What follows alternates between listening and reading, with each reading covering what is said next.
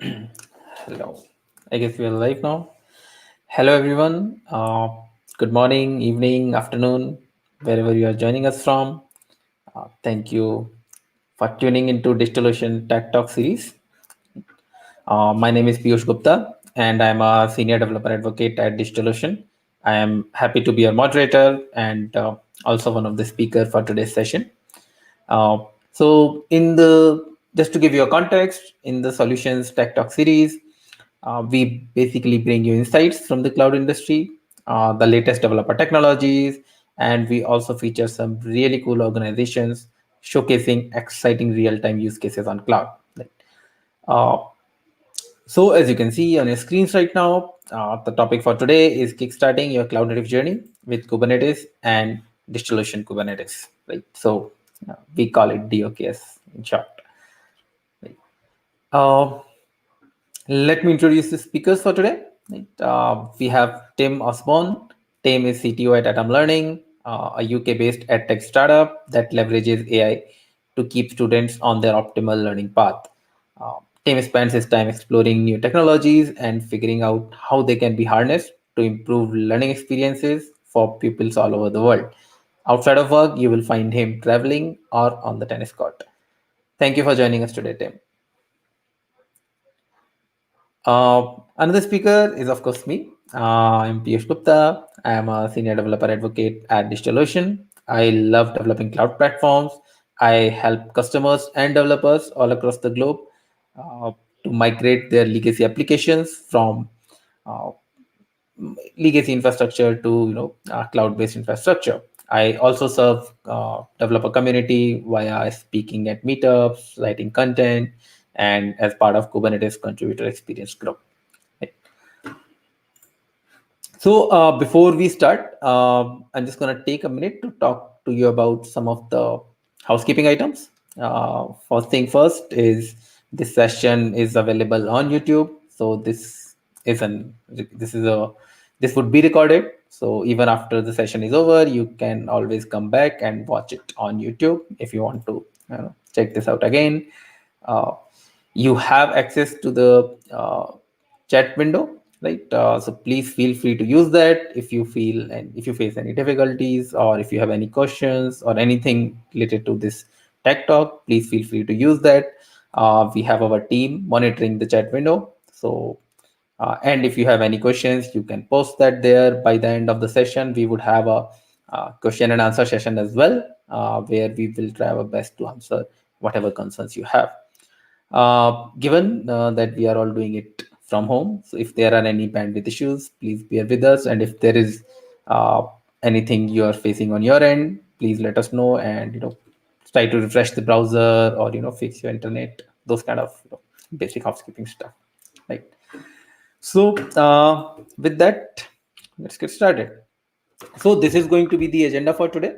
We will talk a bit about microservices, what is Kubernetes, what are managed Kubernetes providers, right? How you can choose one of them, what is DOKS, and how you can make use of DOKS, right?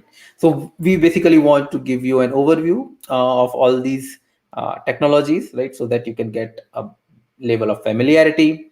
And then we will hear from Tim about how Atom Learning has re-architected their application from Monolith to uh, microservices based systems and how that has helped them uh, reach their customers faster, how they are leveraging DigitalOcean Kubernetes, right? And then we will take a look at a quick demo of DigitalOcean Kubernetes, how easy it is to actually get started with that.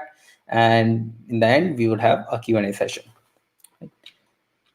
So, right, so to get started, just to give you a bit of context, right?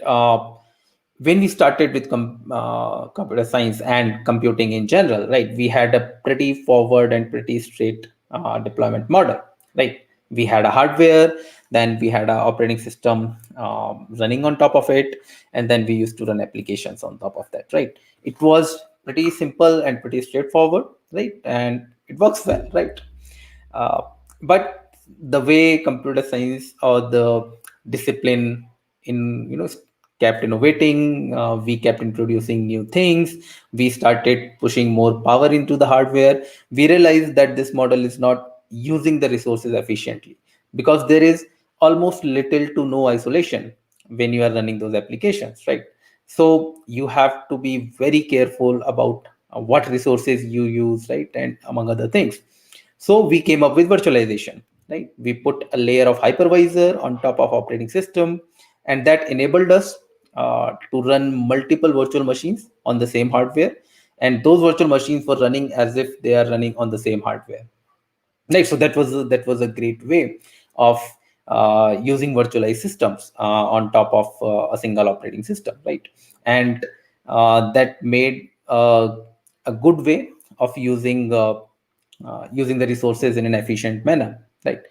And then around 2014, right, Docker came in, and that again changed the way we make these things work, right? That again changed the deployment model. It removed the hypervisor layer and it replaced that with a container runtime layer, right? And on top of that, it just didn't change uh, the hypervisor layer. It also changed the way we package our application, right? So if you look at the virtualized model, you see you package your application inside a virtual machine that has an operating system.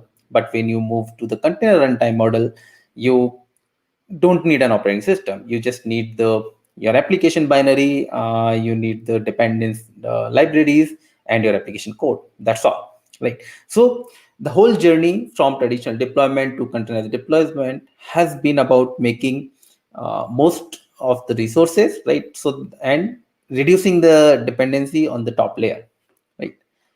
Now moving on, when you when you talk about the deployment change, right, it's not just the way we deploy things that changed, right?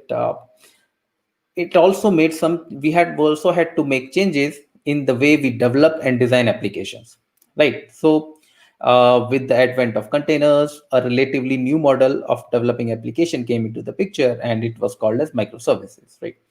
So if you go by the definition, microservices architecture is an architecture style that structures an application as a collection of services.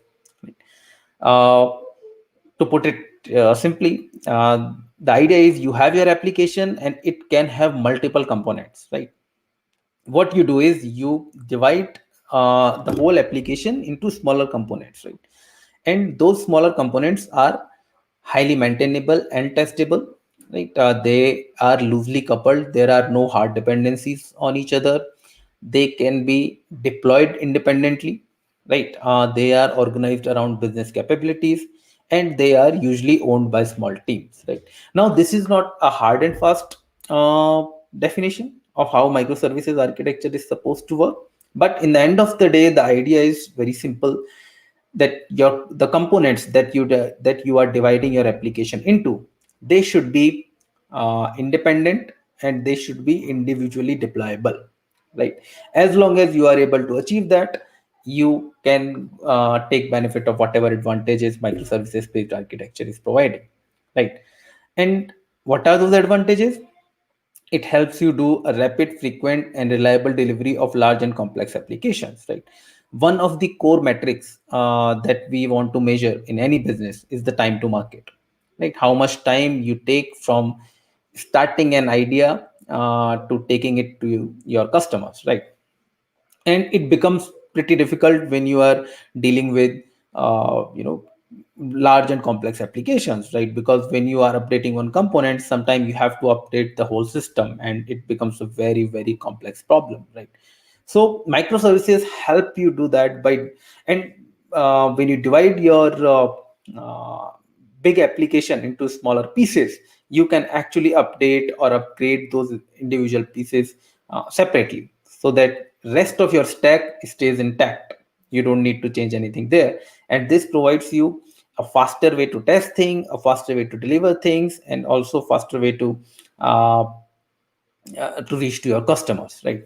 And of course, with the way microservices are growing, your people have also started making use of API based services, containerization, Kubernetes, among other things, right? And this has helped a lot in removing vendor lock-in as well. You are most of the times you are just using API services, and the way Kubernetes has standardized everything, you can basically port across vendors as well. Right now, right, we talked about uh, deployment model change. We talked about how you need to change the way you design and develop your application, right? But where does Kubernetes comes into this picture, right? Where does Kubernetes fits in? And the thing that actually changes there is when you are dealing with microservices, you now have multiple components, right? Rather than just one big fat binary, right? You got multiple smaller components. And when you are going into a production grade cluster or a high availability kind of a setup, you might end up with multiple copies of these uh, components, right? Probably hundreds or probably thousands, right? Now you need a tool or an agent that can help you manage all of that, right? You yourself managing hundreds of components doesn't make any sense, and it's always uh, leaves the door open for some mistake that can actually take the whole thing down, right? So you need a tool like Kubernetes that can help you manage and contain those microservices, right? And I'm sure you have heard a lot about Kubernetes, right? If you are in this tech talk, you know what Kubernetes is, and you know how much benefit it can provide you, right? Uh, Still, just to point out a few, Kubernetes is very resource efficient. Right, Kubernetes comes with a intelligent scheduler that can help you use your resources in a proper manner. It helps you increase productivity. Right, as we just discussed, microservices help you run your uh, run your application, test your applications faster, reach to the customers faster, right? All those things help you in increased productivity. Kubernetes has built-in high availability capabilities. You can run multiple replicas of your application, and you can put a service in front that can do the load balancing for you as well. uh, you can have scalability features. Once the traffic increases, you would anyways have to scale your application, and Kubernetes has that ready out of the box. You can just run one command and you can set up how many applications or how many copies of your application you would want to run. And one of the biggest feature that I like about Kubernetes is the declarative API, right? Where you don't need to worry about how something is going to happen. You just need to tell the state that this is the state I want to maintain, and the onus is on Kubernetes to make sure that that particular state is maintained, right? For example, let's say I start with um, I start my application with two replicas, right? And at later point, I just want to say, okay, right now I need 5 copies of it, right? I just need to tell Kubernetes that, okay, give me 5 copies. And the onus is on now on Kubernetes to make sure that there are 5 copies, right? And that's one of the most powerful thing about Kubernetes, right? But the issue there is, like any other distributed system, Kubernetes is complex, right? It's not easy to just set up a Kubernetes cluster. Probably a local environment or a testing environment, maybe you can use some tools, right? But when you are going to set up uh, a replica of your production environment or a staging environment, those kind of things, right? It's going to be pretty complicated. And the reason being, there are too many components that are running and they are talking to each other constantly. And if you are going to set all of this on your own, you need to make sure that things are happening in a proper manner, right? Kubernetes basically has got, I'm not going to go into detail of architecture, but just to give you an idea, Kubernetes has mainly two components. One is called control plane, another is the worker plane, right? And the control plane has the uh, typical management functions like scheduler, API server, controller manager, and then your worker pool has kubelet, kubeproxy, right? And this is in no way exhaustive architecture. When you go to a production level things, there are hundreds of other things that you need to add to this architecture, right? Now, if you think or if you are thinking from a transformation point of view, you would be thinking that, okay, I need to change the deployment model for my application. I need to, probably re-architect or redesign my application, and I need to make sure that the teams are aligned to that goal. And on top of that, I also need to manage Kubernetes, right? So that is one thing that can be taken care of, and that can be done by a managed Kubernetes provider, right? Uh, One of the biggest advantage that comes with managed Kubernetes providers is the hassle-free control plane, right? So as we saw in the last slide, you have got three major components: your scheduler, API server, and controller manager, right? Uh, in a managed Kubernetes service, all of these are managed by your Kubernetes provider, right? So you don't need to worry about setting all of these things up, right? All of this is already done and set up and taken care by somebody else, right? It provides you an easy way of deploying your Kubernetes cluster, right? Probably with a few clicks, or probably some few API calls, you can actually get a Kubernetes cluster up and running, right? And that too, excuse me, based on your requirements, right? How big a cluster you need, what all capabilities you need, etc., etc. And if you are at a stage where you just want to quickly evaluate how Kubernetes is going to be for you, right? Is going to be a good solution, or is it something that uh, or is it the path that you actually want to take, right? Using a managed provider can actually help you. You can just quickly set up a cluster, run your application, see how it performs, and would it be a good idea or not to actually move to Kubernetes, right? uh, with managed Kubernetes providers, you also get portability, right? So Kubernetes is currently managed by a foundation called CNCF. That's short for Cloud Native Computing Foundation, and they have their certified managed Kubernetes vendors, right? So, and one of the beauty is you can just move to any vendor to one vendor to any other vendor using the same artifacts that you are using at any place, right? So you basically get portability across multiple providers and vendors. And also, if you are at a position where you're starting with Kubernetes, you are going to need some expert support there, right? Uh, and usually the Kubernetes providers, people have the support team, the solutions team, among other teams that can help you in your journey to cloud native world, right? Now, how do you choose which managed provider you should go with, right? So this is a snapshot from CNCF certified Kubernetes providers, right? And I mean, there are a lot of them, right? And you can choose one based on your preference. But these are some of the decision points that can help you to decide on one, right? One of the first thing is uh, what level of user friendliness you are looking at. Some teams prefer, they want the system to be more user interface friendly. Some of them want more programmatic control, right? So you can look at that. Uh, you can also choose based on you want to test everything on the upstream Kubernetes, right? Or you want to have some production ready setup, right? Doesn't mean that upstream Kubernetes is not production ready, but when you are running with the managed provider, you would still want some level of integration testing or stability testing done on that, right? uh, Third point is actually very important, right? And I have seen a lot of customers coming up with that complaint that they wanted to go with the provider, and there was no infrastructure provisioning, right? So Kubernetes is running on an infrastructure, right? And if your provider is also managing the infrastructure, it becomes easier when you are scaling up or scaling down or all those kind of things, right? There are some providers that just give you tools to deploy Kubernetes on some other infrastructure, and they don't directly manage it. In that case, you still have a level of involvement. But again, it depends on your preference. If that is something that works for you, you can choose that as well. You should avoid vendor lock-in in any case. If you feel that there are some services that are going to keep you bound to that vendor, do avoid that.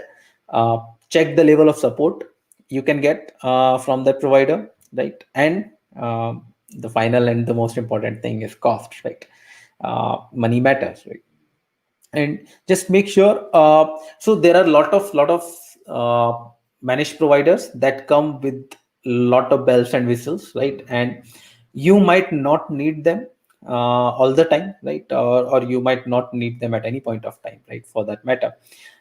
So just make sure you are only paying for the services that you are actually going to use, right? Again, this is not an exhaustive list, but these are some of the pointers that can help you make a decision between choosing, managed Kubernetes provider. Right. So let's talk about the topic of the day. That's DigitalOcean Kubernetes service. Right. We talked a lot about how Kubernetes is good, how microservices based and containerized based deployment can help you reach your customers faster. Right. If you take that efficiency of Kubernetes and you add it to cost saving and simplicity of DigitalOcean, right? DigitalOcean is known for their cost effectiveness and simplicity, right? And we will see that in a few minutes when we look at demo for DigitalOcean Kubernetes. And when you add both of these things, you basically get a managed DigitalOcean Kubernetes service, right? And it can get your Kubernetes cluster up in minutes, right? To give you an overview of the features that you can get with DigitalOcean Kubernetes is one of the thing is free control plane, right? So it's not just a hassle-free control plane; it's also dollar-free control plane as well, right? So you don't have to pay for the control plane management, right? It is completely owned and managed by DigitalOcean. You have the facility to create multiple node pools. We understand that in your application, the node pools don't have to be of the same size, right? Or the nodes don't have to be of the same size as your components have multiple requirements, right?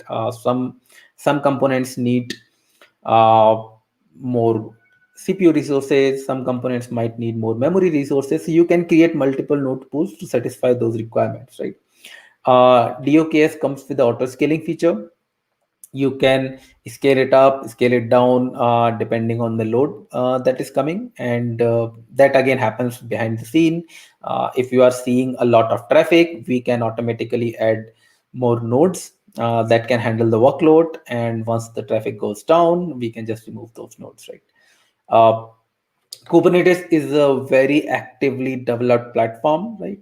They have one release per quarter, right? So that makes for a 4 release per year, and you always want to stay up to date with whatever the latest feature that are coming up. So we have an option of auto version update as well. You can just go and update. You can just make one tick mark, and we will update your cluster for you, right, as soon as a new version becomes available. And it's not that we only support the latest version; we support the last 3 versions, right, with the latest minor releases. So any security patch or any security fix that is coming up in the previous releases, that gets patched up as well, right? And then you get free metrics and insights on your cluster, right? And of course, monitoring is one of the core components for any production grade cluster. We are a CNCF certified vendor, and we also have options of marketplace. We will talk about that in a bit, because when you get started with Kubernetes, it's not just Kubernetes, right? Since you are changing the whole thing, there are a lot of other tooling that you need to add, probably for monitoring or insights, etc., etc. And we do have a marketplace that can help you do that with one click. Right? So before going ahead and before looking at a demo of DigitalOcean Kubernetes, let's hear it from Tim. Tim, over to you. Thanks, Piyush. Yeah, hi everybody. So my name's Tim. I'm the CTO at Atom Learning. And if you go to the next slide, Piyush. Thanks. Just to give you a bit of background on Atom, we are a UK-based education technology startup. We started a couple of years ago with a team of just 4 of us, and I was the kind of only technical person in that team, to a team of now around 60. So we've scaled both our kind of team internally and also the number of customers that we're serving very rapidly over those 2 years. that obviously has kind of introduced a lot of significant challenges around our scalability and reliability, as we kind of go from supporting, realistically very few customers to thousands of customers. And what these kind of few slides are about, and why I'm here to talk to you today, is just to talk you through our journey, which is very similar to that Piyush kind of mentioned in the earlier slides, around starting with a monolith approach to our infrastructure and our application design, and migrating to a microservices approach hosted on sort of cloud native Kubernetes, and specifically the DigitalOcean Kubernetes offering. So if we have a look at the next slide, our journey here from monolith to microservices is, I think, quite typical. We started at with the monolith model, mostly because my priority when I was the only person writing code for the company, and we had this idea, was to kind of prove that it worked. And for that, we decided that speed was the most important thing, and dealing with kind of scalability and infrastructure, although important, did kind of come second to ensuring that we could get a product in front of our customers and prove that what we had as an idea would work. So for that reason, we kind of chose the monolith approach, which is, I would say, faster to develop if you are just kind of starting out, and it's very much a prototype and a proof of concept that you can spin up quite quickly and sort of throw together, if you like. The good things about this kind of setup that we had, so we had 3 big virtual private servers that ran our monolith application, and they just ran the same version. Everything was contained within that one Node.js app, and they communicated with a common data storage component, in our case a MySQL database. That did work for us, and it did mean that we got something in front of customers very quickly. It kept all of our code in the same place as well, which was good for that initial period, so that because I knew the code base very well, it was very quick for me personally to add stuff. And also the deployment process was pretty simple. It was basically update 3 servers, and that was it. So that worked for us really well for about 6 months, I'd say. And then after that, after we saw that people were keen and enjoyed using our product, and we definitely had something that would be of interest to people, we started growing our customer base, and inevitably lots of things started to become harder with this approach. So the biggest thing is it's very hard to scale this, and it's very hard, it's impossible to scale things individually. So we have these 3 big servers, and they're running all sorts of different parts of our application.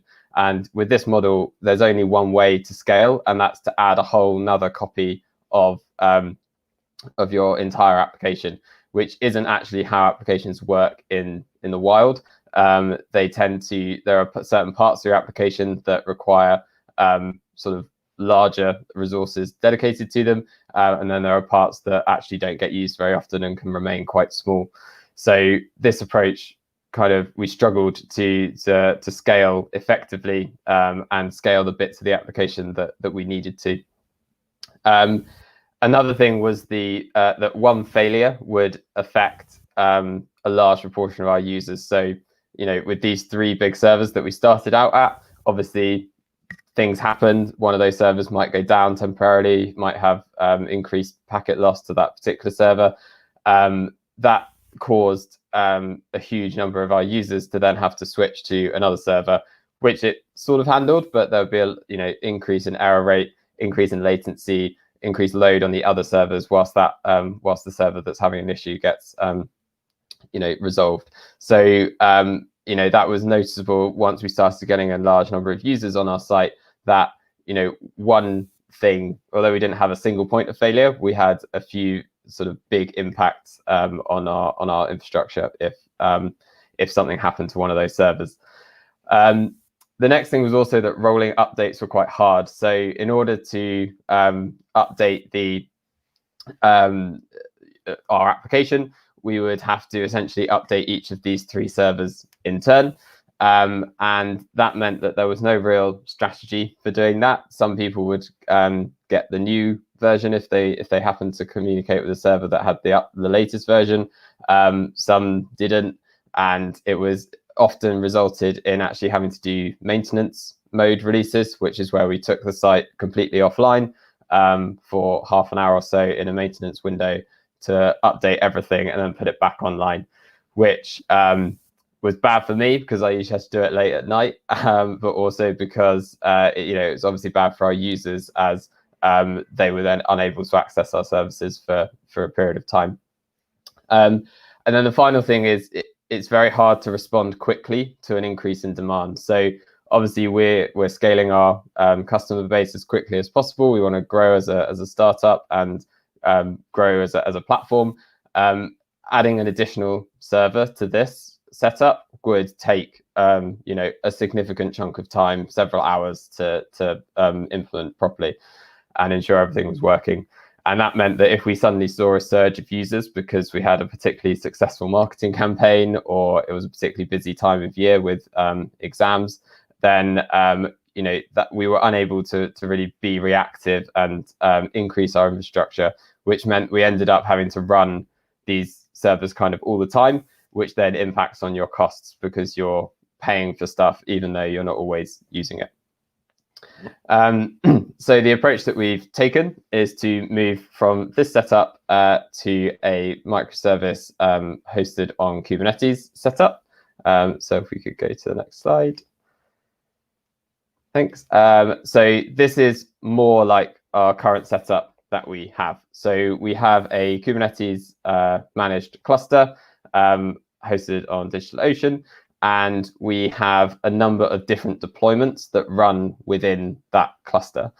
The first thing to probably note is the way that we approached this is obviously we had a big Monolith application, which was a Node app, as I mentioned. We didn't wait to transfer all of that into microservices before doing this migration. So you can see in that top right-hand corner there, we have a legacy deployment. And that is our kind of old Monolith application that runs within our cluster. So that has a larger number of resource requests and limits and is kind of one of the bigger deployments that we have. But it's enabled us to kind of move the infrastructure across whilst we sort of work on picking off all the different services into their own microservices and gradually scale up those independently. So just wanted to make that point around you don't have to necessarily have a fully microservice architecture before you can take advantage of some of the things that Kubernetes offers. So a few of the other services that we have running in our system, in our cluster, is we have an ingress for dealing with all of the incoming traffic. We have some sockets, so we use WebSockets in an area of our application. They require slightly different sort of sticky session configurations, so they're their own service. We have our main services of our questions. So our platform is a learning platform for students aged between 7 and 11. And essentially, we sort of pick questions for them based on how well they're doing. So it's adaptive and changes to whatever level they're performing at. They can kind of get a question at the right level so that they continue on their learning journey. For that, there's a lot of question picking that has to happen. So we have a huge bank of questions that are all graded and scored according to how hard they are. And we have a machine learning algorithm that essentially picks which question is the most suitable one for each student at each time. So we have a dedicated service for that. That was one of the first things that we split out as a microservice, as it's one of the most important aspects of our application. And then we also have things like our payment system, which again is obviously quite important, can't go down. Users like authentication, things like that is its own service. And our artificial intelligence engine that we have as well all runs within this same cluster. So the reason we kind of went with this and why we're so pleased that we did, a few of the things that were good about the Monolith things, so like keeping all your code in one place, we've managed to maintain. So we've switched to a mono repo to manage all that code, which for us has been really good to manage merge requests across multiple different services and keep them all aligned. And the slight additional complexity we've added is our Jenkins pipelines. We've had to use some Kubernetes plugins to make sure that all of that kind of works. So that was a little bit of an investment to get that to work. But other than that, the deployment process is still kind of run a Jenkins pipeline as it was before, which is great. What's great about this setup as well is we can have different levels of service for different deployments. So for example, our questions and our payments services really kind of can't go down. So we use the quality of service tags that you have in Kubernetes that allow you to kind of say, try and keep this deployment running as long as you possibly can, even if everything else is breaking around you. And then you can specify other services that are less important. So for example, the service that allows users to change their avatar is probably not as important as the one that's picking the questions for them to see. So you can specify different levels of service and different scalability of each service so that you ensure that the most important business critical things are kept online. And then, to be honest, the best thing about this setup is the auto scaling. So we use horizontal pod autoscalers, which is a Kubernetes feature, and they work very nicely in conjunction with DigitalOcean's auto scaling feature in their cluster, which essentially monitors a parameter. So it can see how much CPU one of your pods is using or your deployments is using, and as it sees traffic increase, it will spin up additional pods to cope with that demand. So we use this for all of our deployments. Every deployment has a sort of minimum number of replicas, minimum number of pods, and a maximum that they can scale up to if they have increased demand. And for us, this is really important. So we have a very fluctuating traffic pattern to our site. So we have lots of schools who use our platform, and they all log on at 9 a.m. every day, and they all log off by 4 p.m. normally. So we have a huge spike in traffic during the day, and overnight we have relatively quiet traffic. So this helps us be able to scale up our cluster during the day whilst there are lots of people on it, but then scale it back down, which saves on costs. So we don't have to always have those servers provisioned. We can kind of have it fluctuate as demand changes. Also worth pointing out is as Piyush mentioned, you can have different types of nodes, and we have our machine learning algorithms that run overnight, and they are very CPU intensive. But the scoring and the grading algorithms, they don't run during the day. So what we actually do is we have a kind of switch over with the auto scaling that during the day, we don't really have any nodes that have the CPU intensive side. And then at night, as the algorithms start to run, they get provisioned and service those requests, and then they scale back down again before the morning time for all of the other deployments. So it kind of fluctuates nicely and responds to whatever demand we see. And finally, we have no single points of failure in this network in terms of the physical machine. So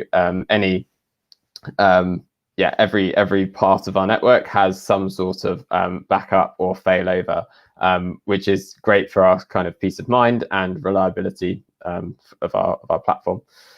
There are a few things to consider when doing this. So one of the main things that we discovered was actually the reaction time of scaling up. So often, if you see a huge increase of traffic in a very short space of time, so within a few seconds, even having the auto scaling doesn't actually provision new things as quickly as you need it. And we have this for our schools, as all of our schools tend to log on pretty much around the same time, and so our traffic goes from very little to a lot in a few minutes, and that means that actually the auto scaling struggles to keep up sometimes when there's a big school that all log on and start a test at exactly the same time. How we've managed this is we actually use cron jobs to sort of preemptively scale up the minimum number of replicas for our different deployments that we know that are kind of most likely to be used at those times. So we're using that in conjunction with the auto-scaling so that it's kind of starts from a better position, so that if it does need to scale because of more traffic, it's not going from sort of 0 to 100, it's going from about 50 to 100. Another thing to consider as well is logging in particular was something that became much more complex for us. There are lots of solutions out there for Kubernetes logging, all sorts of different things you can try. How we ended up doing it is using Elasticsearch. So we log everything from our services into an Elasticsearch cluster, which sits outside of Kubernetes. But yeah, it's one thing to consider if you're thinking of moving from kind of a few servers to a cluster. Keeping track of all your logs because of the number of pods and the number of things running is definitely something to bear in mind as you do that. So finally, if we go to the last slide, hopefully we can see. Yeah, so I just thought I'd put in a little bit on why we chose DigitalOcean and kind of why I'm talking to you today, I guess. So we considered a lot of other cloud providers as well. And the reasons we kind of settled with DigitalOcean was, as Piyush mentioned, the ease of setup, which you'll see in a minute in the demo. It's so quick to just spin up a cluster and try it out and see how you might start using it. And it's very cheap to do that proof of concept, and also just generally cost effectiveness is a big plus point for Kubernetes. They've also got a lot of features in DigitalOcean, not just the Kubernetes, but also the virtual private cloud networking feature, which kind of keeps all of your communications secure within your organization.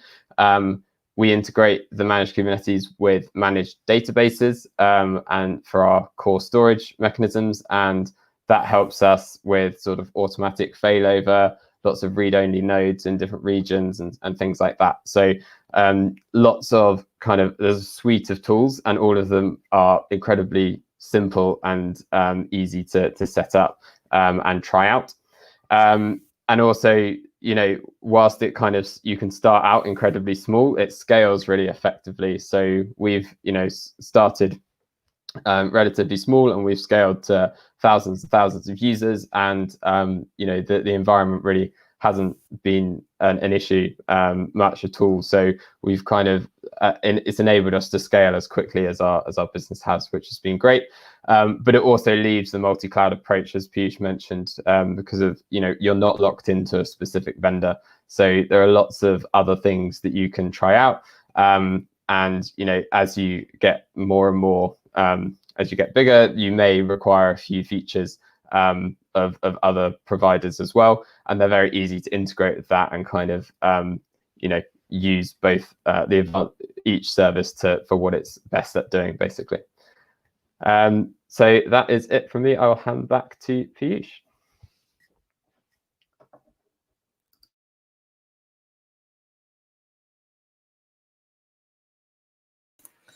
Thanks a lot, Tim, for all the information. And I have got a lot of questions for you, but I am going to wait till the end to ask those. Right. So let's take a look at, lot of talking. Now let's see how DigitalOcean Kubernetes service looks in action and how easy it is actually to get started with it, right? I'm just gonna go to my control panel. If you have not used DigitalOcean before, this is how the control panel looks. And if you've used it before, this might look pretty familiar to you. Right? And we talked about simplicity, right? So you can just go to create, and you create all the resources required for infrastructure, right? The creation flow is same for almost all of DigitalOcean products, right? Be it your cloud servers, be it Kubernetes cluster, be it databases, be it object storage, etc., etc. Right. So today we are looking at the Kubernetes cluster. So we'll just go to create a Kubernetes cluster. You choose a release. which you want to deploy, right? 120 is the latest release that came up last week, I guess, and that should be available pretty soon. But we have got the three past releases. That's 119, 118, and 117, and the latest minor releases, so that all the security patches and fixes are involved, right? So I'm just going to choose 119. You can choose any data center. We have presence all over the globe, right? I'm just going to choose Bangalore. So that's near to me. Then you can choose, and you get a VPC network enabled by default. And as Tim was mentioning, VPC helps you keep your communication across your components secure, right? So all the nodes are connected to a via private network, and that communication is basically not exposed to the public network, right? And then you choose cluster capacity. You can create a pool, and again, depending on your workload, depending on your resource requirements, you can choose CPU optimized nodes and memory optimized nodes as well, right? If your application has more CPU requirement or it has more memory requirements, you can choose anyone based on that. And then we have variety of options that you want to get started with, right? Now, let's say you just want to try it out. You want to use basic nodes, and let's say a $10 per month per node, and it gives you 1 GB RAM and 1 vCPU kind of a setup. And let's say you just want two nodes, right, just to make sure things are up and running. That's just gonna cost you $20 a month, right? And so till here, everything is available free of cost, right? You don't pay for the control plane, you don't pay for the VPC, you just pay for the resources that you are actually going to use, right? And that is your nodes resources, right? You can add some text to it just to segregate your resources. You can give this cluster a name. Let's say I'm going to call it Tech Talk. You can choose project. Let's say choose a project Tech Talk and create cluster. That's all, right? That's all it takes to set up a Kubernetes cluster and get started with it, right? I guess it just took me a couple of minutes to do this, right? And while it's provisioning, right, let me just show you what all other features you would have here, right? So I'm just going to go to a cluster that I created last night for this, right? So this is how the homepage looks once you have created your cluster, right? You can download a config file. That's your kube config file that you can use to access your cluster. There is also a DigitalOcean command line tool that's called DOCTL. You can use that as well to pull the config if you don't want to do it via going to UI and getting the config file. If you want to do it programmatically, you can do that via API calls as well, right? It shows you nodes, right? This is the node pool. I can have multiple node pools added to it, and based on my resource requirements, I can remove them, add them. I talked about autoscaling, right? And this is one of the feature that I personally like, right? You can decide if you want to have a fixed size node pool, or if you want to have uh, a flexible or auto scaling kind of a feature. And you can decide what's the minimum number of nodes you would need and what's the maximum number of nodes you would need, right? So I can limit that as well, right? uh, and if you don't want to limit that, that's completely on you. You can just put a higher limit here. It won't impact anything. It would just a control mechanism on your end, right? The good thing is, or I guess the important part is the minimum nodes, right? So that that this is the number of traffic that you can always serve, right? You get some free insights, right? Again, monitoring is a core component. When you are running an application with hundreds of microservices, you need the monitoring services as well. And you get some basic data here like CPU load average, memory usage, etc., etc. But if you want some additional data, right, uh, you can you can use DigitalOcean advanced Kubernetes metrics, right? And it's nothing, it's just kube state metrics that we will install on the cluster, right? And it can give you much better data about your Kubernetes cluster. But it might happen that you need a deeper level of granularity for your applications, right? You want to monitor more stuff, you can always use Linkerd as well. And Linkerd is available as a one-click deployment, right? So you don't need to worry about installing Linkerd and configuring that. You can just go to Linkerd service mesh and sorry, it's gonna take documentation. You can just go to the marketplace that we will see in a moment, and you can just install it on your cluster, right? And you can also set up alert policies, right? So when you're doing monitoring, you need to set up alert as well.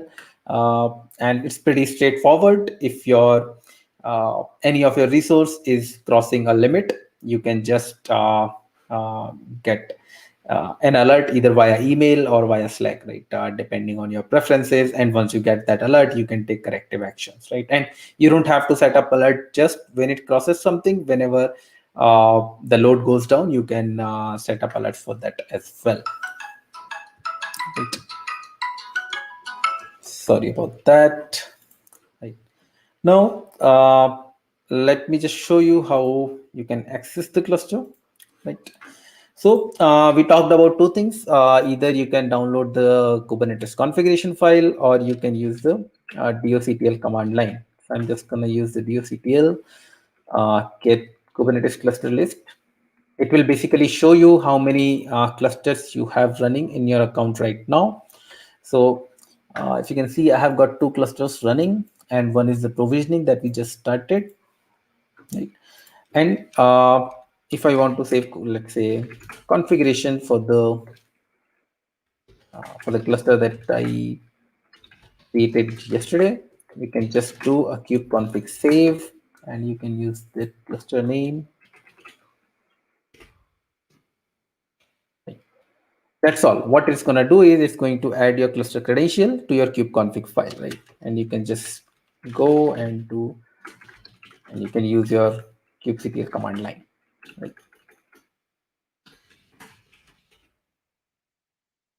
And it will show you whatever the nodes information and whatever the information is there on that particular cluster, right? So I mean, I think I've been doing it for like what, 5 minutes now.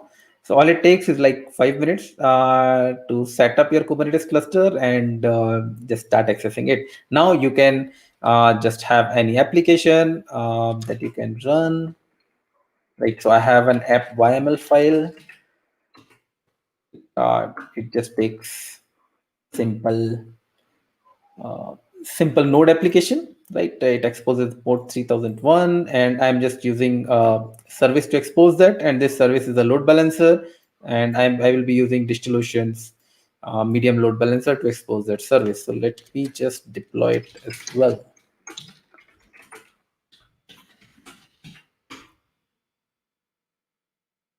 Now application is deployed, and can just it's going to take a few minutes to pull the image and run everything. And you can see the load balancer is set up. And if I go back to my account, can show me that the load balancer is coming up as well. So the integration, like so the load balancer is in the creation stage. That's the one we just created while exposing our application. So the integration works with other DigitalOcean services, be it your managed database or be it your load balancer as well. Right, so let me go back to the presentation. Right. So now, just one final thing I want to touch upon is there are a lot of when you are changing your deployment model from monolith to microservices, it's not just about changing the development and the design and the way you code out your application. It's gonna when your whole deployment model is changing, there are some tooling that is also going to change with that, right? As Tim was mentioning, probably the logging, monitoring, your service to service communication, and all these things are going to change, right? So cloud native is not just Kubernetes, right? Cloud native is your containers, service meshes, microservices, your immutable infrastructure, your declarative API, all of this bundled into together, right? So I don't want to scare you or anything, but the whole point of that is when you are starting with cloud native journey, Kubernetes is at the front of the transformation. That's your entry point, right? You start with microservices, you containerize your application, you deploy it via Kubernetes. But to fully utilize those features or fully utilize the capability of the microservices world, there are going to be additional features, additional steps as well. And this is just a picture of CNCF landscape, right? You don't have to go into what it is. I'm sure you can't probably even see it, but these are the tools that CNCF manages, right? And this doesn't have to happen all at once, right? I mean, you don't have to start using all the tools. You don't have to choose the tools today, right? You get started, and based on your requirement, based on your needs, you start using the tools that are required. And DigitalOcean is always here to help you with that. We have a Kubernetes Marketplace where we do host some of the most used Kubernetes applications, like Prometheus, Jaeger, OpenFast for serverless, right? And these are all one-click applications. You can just go them and install them on your cluster and start using them. Again, the simplicity that we want to emphasize on. You can try them out with pretty much ease, right? So that's all we had, right? And if you have any questions or anything, please feel free to use the chat. And let's see if we have anything on the chat. Welcome back, Tim. Right. I'm just gonna go through the chat. Sham Prakash is asking, does it support node auto scaling? Yes. As Tim mentioned, we have two level of auto scaling there. One is the horizontal pod autoscaler, which basically creates new copies of pods when the load increases, right? And once we note, and there is another component that's called cluster autoscaler. So once we notice that the nodes are not enough to handle the number of pods, we automatically create a new pod and we just add it to the cluster. Ashish has asked, please tell about challenges for Kubernetes deployment in telco environment, right? So I have seen a lot of chatter with Kubernetes coming in for at least for the telco world, right? And I guess one of the core challenge is to uh, solve the edge problem, right? How do you efficiently deploy it on edge, and how you actually make communication better, right? It's not just about you would be deploying pods on the edge locations, but you would also have to make the communication is secure and is efficient, right? And I believe Service Mesh have solved that problem to a context, right? Uh, there is a project called Cube Edge that basically I believe it's in either incubation or sandboxing, right? I'm not sure. You would want to look at that, and they are doing some good work with this, right? Any commercial deployment in telco service environment and what application? I'm not sure of the current development, but I remember there was a study that Nokia did for 5G, and I guess Huawei is also doing some stuff with containers and 5G. Right? Tim, would you want to add anything to that with the telco use cases?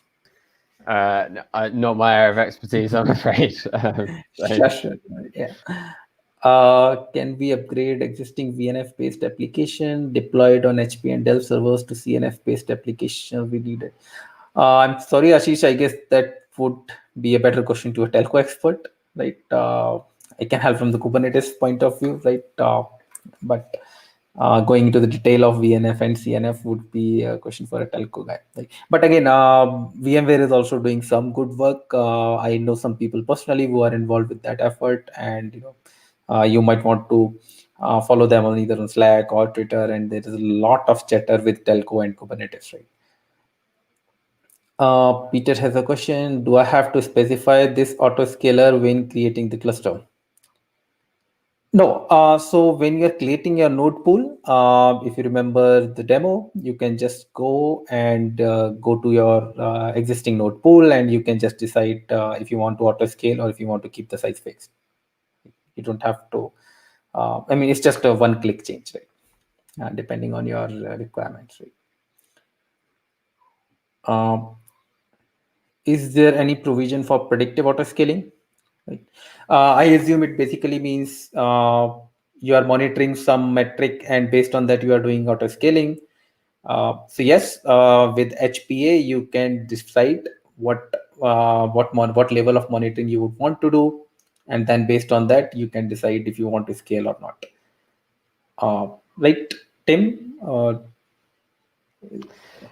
Yeah, I just add to that Yeah. the predictive aspect, I guess, is the key question there, and it kind of depends. There's probably a lot more metrics that we currently don't use in our cluster that you could monitor to have it sort of automate that, look ahead and see if it needs to scale ahead of when it actually needs to be ready. But also, as I mentioned, we have implemented quite a nice cron job solution where, because we know our patterns fairly well, you can kind of preemptively scale or preemptively increase the minimum number of nodes or minimum number of pods in your HPA, which has worked really nicely for us. Right. Uh, I have a question. Can you tell us about important tools like help charts and other tools which are very common to use, and how does DO helps with that? Right. So yeah, of course. I mean, help is a packaging tool, right? And there are a lot of tools in cloud native ecosystem, right? Trust me, you saw the landscape, right? There are hundreds of things that you can do with Kubernetes, right? And anything that works with Kubernetes would work with DigitalOcean Kubernetes as well. We don't have any specific restrictions put on anything like that, but uh, if you want to package your application, of course Helm charts is the way to go there, right? But if you can just use YMLs, if you're okay with YMLs, that's a good way as well. In the end of the day, Kubernetes API server understands JSON, right? So as long as you can provide it any data in form of JSON, it will understand that and it will take action on that, right? So if you want to use Helm charts, by the way, to answer your question, if you want to use Helm charts, you can use those Helm charts with DigitalOcean Kubernetes as well. I guess I'm just going to take one last question. We are already running 2 minutes above. Uh, how do I deploy different applications that should be exposed to the internet with the domain?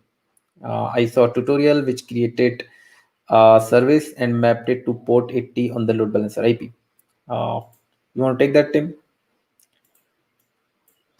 Yeah, sure. So we have a number of different setups. We have a few Kubernetes clusters. The inbuilt load balancer is pretty easy to set up, and as Piyush kind of showed you in the demo, all you have to do once you've set up that load balancer is that obviously has a public IP that can then be contacted, and you can then use any kind of DNS provider. So we personally use Cloudflare, but there's also inbuilt DigitalOcean DNS that you can use to then point your domain to that IP address, and then you need it basically just works. There's not too much to add to that. Sometimes the load balancers don't cover everything that you need, so for a few of our more complex services, we also put Nginx droplets in front of our cluster to manage the load balancing as well.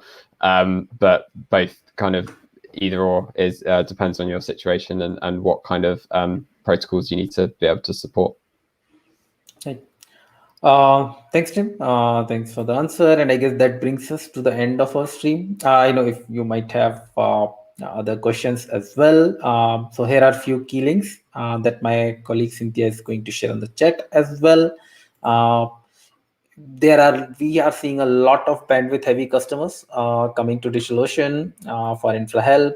If you would want to discuss your use case, or if you want to just discuss about what you are deploying and how we can help you, please feel free to go to the link, and one of us will get in touch with you. If you are new to DigitalOcean, if this is the first time you are hearing about us and you want to try DigitalOcean, you can just go to the link do.co/Piyush. That's my name, and you will get $100 credits that you can use, and you can try out any resources that you want, right? And if you want to check out how other customers are using DigitalOcean, just go to do.co/customers. I hope you enjoyed the session today, and we do keep doing a lot of these tech talks. We have a lot of content on our community. We do keep market that via our social media channels. So please follow us on LinkedIn, follow us on Twitter, and you will stay up to date with all those events. Before we close this, any final thoughts, Tim?